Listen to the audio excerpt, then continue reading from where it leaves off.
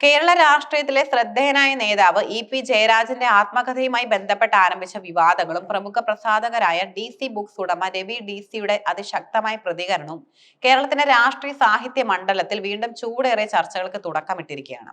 മൗനം ഭീരുത്വമല്ലെന്നും താൻ ആത്മകഥ എഴുതുകയാണെങ്കിൽ വ്യക്തമാകുന്ന സത്യങ്ങൾ മാത്രമേ ഉള്ളൂ എന്ന രവി ഡി.സിയുടെ പ്രസ്താവന പുറത്തുവന്ന പുസ്തകത്തിലെ ഉള്ളടക്കം സംബന്ധിച്ച ദുരൂഹതകൾ വർദ്ധിപ്പിക്കുകയും വിവാദത്തിന് പിന്നിലെ യഥാർത്ഥ വസ്തുതകളെക്കുറിച്ചുള്ള ഗൗരവമായ ചോദ്യങ്ങൾ ഉയർത്തുകയും ചെയ്യുന്നു.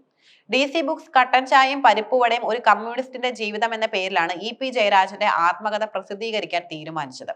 ആമുഖ പ്രഖ്യാപനം മുതൽ തന്നെ ശ്രദ്ധയാകർഷിച്ച ഈ പുസ്തകത്തിന്റെ ചില ഭാഗങ്ങൾ മാധ്യമങ്ങളിലൂടെ പുറത്തു വന്നതോടെയാണ് സംഭവം രാഷ്ട്രീയ വിവാദമായി മാറിയത്. പുറത്തു വന്ന വിവരങ്ങൾ CPIM സംസ്ഥാന നേതൃത്വത്തിനും സർക്കാരിനും അകത്ത് നിലനിൽക്കുന്ന അഭിപ്രായ വ്യത്യാസങ്ങളെ സൂചിപ്പിക്കുന്നതായിരുന്നു. ഒന്നാം പിണറായി സർക്കാരിന്റെ പ്രവർത്തനങ്ങളെ പ്രശംസിച്ചപ്പോൾ രണ്ടാം പിണറായി സർക്കാരിന്റെ പ്രവർത്തനങ്ങൾ പ്രതീക്ഷയ്ക്കൊത്ത് ഉയർന്നില്ലെന്ന രീതിയിലുള്ള വിമർശനാത്മക പരാമർശങ്ങൾ പുസ്തകത്തിലുണ്ടായിരുന്നു. ഇത് മുഖ്യമന്ത്രി പിണറായി വിജയനും ഇ.പി. ജയരാജനും തമ്മിലുള്ള ബന്ധത്തിൽ നിലനിൽക്കുന്ന അകൽച്ചയുടെ സൂചനയായി രാഷ്ട്രീയ നിരീക്ഷകർ വിലയിരുത്തി. പാലക്കാട് നിയമസഭാ ഉപതെരഞ്ഞെടുപ്പിൽ UDF അനുഭാവിയായിരുന്ന പി സരനെ CPIM സ്ഥാനാർത്ഥിയാക്കിയതിനെതിരെ പാർട്ടിക്കുള്ളിൽ അഭിപ്രായ വ്യത്യാസങ്ങൾ നിലനിന്നിരുന്നു എന്ന പരാമർശവും പുസ്തകത്തിൽ ഉൾപ്പെട്ടിരുന്നു.